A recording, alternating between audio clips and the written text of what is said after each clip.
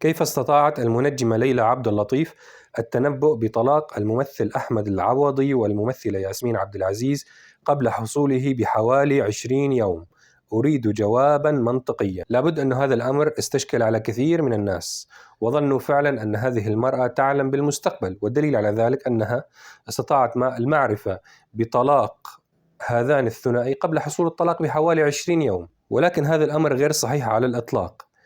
الأمر اللي حصل أنه هذه المرأة المنجمة تتعامل مع جن سفلي، وهذا الجن قام بسؤال قرين الممثل الذي كان أصلا قد بيت في نفسه نية تطليق زوجته في يوم عيد ميلادها. قد يقول البعض أن جوابك غير منطقي، ولكن أريد أن أسألك سؤالا يا من تقول هذا الكلام. هل من المنطقي أن تعلم المنجمة أو المبصرة بطلاق هذان الثنائي قبل حصوله ب20 يوم؟